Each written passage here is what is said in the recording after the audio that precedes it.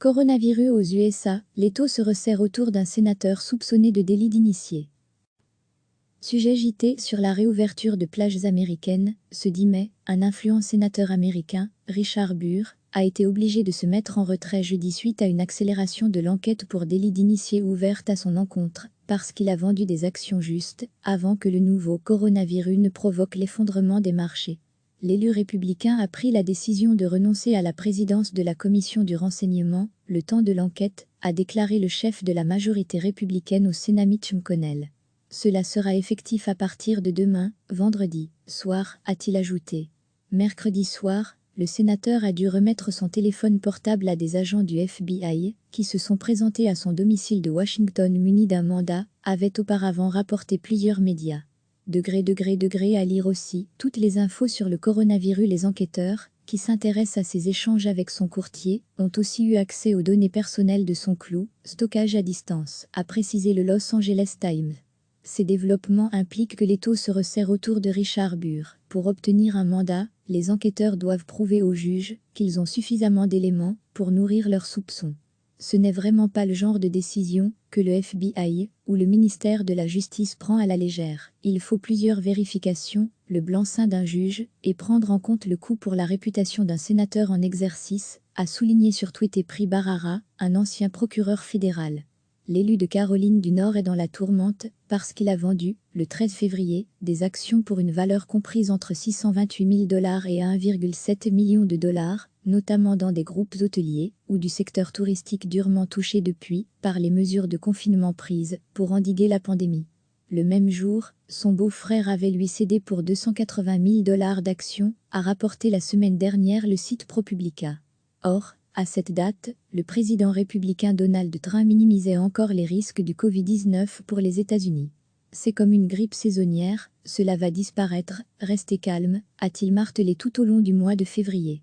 Le 17 février, soit 4 jours après la vente de ses actions, Richard Burr écrivait lui-même sur le site internet de Fox News que le gouvernement américain était mieux préparé que jamais pour parer à la crise. Le sénateur, grâce à son poste au sein de la commission du renseignement, avait pourtant accès depuis plusieurs semaines aux mises en garde des autorités sanitaires, ce qui nourrit les soupçons à son encontre, mais aussi les accusations de double discours. Le 27 février, il avait lors d'une rencontre privée, avec de riches donateurs montré qu'il comprenait la gravité de la situation. Ça ressemble probablement à la pandémie de 1918, leur avait-il dit, en référence à la grippe espagnole, qui a tué des dizaines de millions de personnes dans le monde. Fin mars, quand l'affaire avait été rendue publique, il avait nié toute malversation.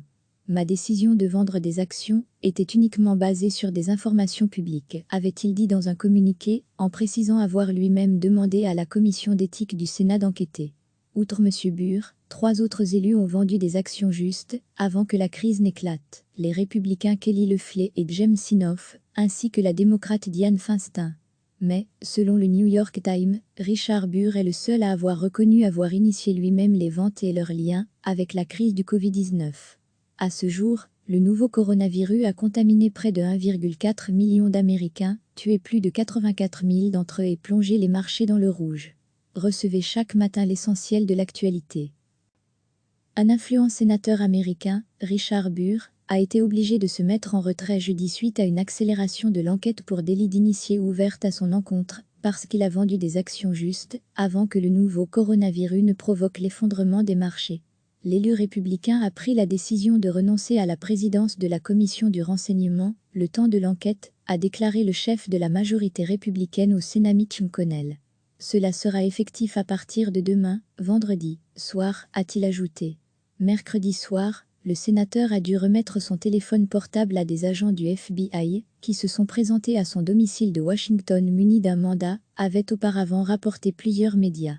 À lire aussi toutes les infos sur le coronavirus. Les enquêteurs, qui s'intéressent à ses échanges avec son courtier, ont aussi eu accès aux données personnelles de son clou, stockage à distance, a précisé le Los Angeles Times. Ces développements impliquent que l'étau se resserre autour de Richard Burr. Pour obtenir un mandat, les enquêteurs doivent prouver au juge qu'ils ont suffisamment d'éléments pour nourrir leurs soupçons. Ce n'est vraiment pas le genre de décision que le FBI ou le ministère de la Justice prend à la légère. Il faut plusieurs vérifications, le blanc-seing d'un juge, et prendre en compte le coût pour la réputation d'un sénateur en exercice, a souligné sur Twitter Pri Barara, un ancien procureur fédéral. L'élu de Caroline du Nord est dans la tourmente parce qu'il a vendu, le 13 février, des actions pour une valeur comprise entre 628 000 $ et 1,7 million de dollars, notamment dans des groupes hôteliers ou du secteur touristique durement touché depuis par les mesures de confinement prises pour endiguer la pandémie. Le même jour, son beau-frère avait lui cédé pour 280 000 $ d'actions, a rapporté la semaine dernière le site ProPublica. Or, à cette date, le président républicain Donald Trump minimisait encore les risques du Covid-19 pour les États-Unis. C'est comme une grippe saisonnière, cela va disparaître, restez calme, a-t-il martelé tout au long du mois de février. Le 17 février, soit 4 jours après la vente de ses actions, Richard Burr écrivait lui-même sur le site internet de Fox News que le gouvernement américain était mieux préparé que jamais pour parer à la crise. Le sénateur, grâce à son poste au sein de la commission du renseignement, avait pourtant accès depuis plusieurs semaines aux mises en garde des autorités sanitaires, ce qui nourrit les soupçons à son encontre, mais aussi les accusations de double discours. Le 27 février, il avait lors d'une rencontre privée, avec de riches donateurs montré qu'il comprenait la gravité de la situation. Ça ressemble probablement à la pandémie de 1918, leur avait-il dit, en référence à la grippe espagnole, qui a tué des dizaines de millions de personnes dans le monde. Fin mars, quand l'affaire avait été rendue publique, il avait nié toute malversation. Ma décision de vendre des actions était uniquement basée sur des informations publiques, avait-il dit dans un communiqué, en précisant avoir lui-même demandé à la commission d'éthique du Sénat d'enquêter. Outre M. Burr, 3 autres élus ont vendu des actions justes avant que la crise n'éclate, les républicains Kelly Loeffler et James Inhofe, ainsi que la démocrate Dianne Feinstein. Mais, selon le New York Times, Richard Burr est le seul à avoir reconnu avoir initié lui-même les ventes et leurs liens avec la crise du Covid-19.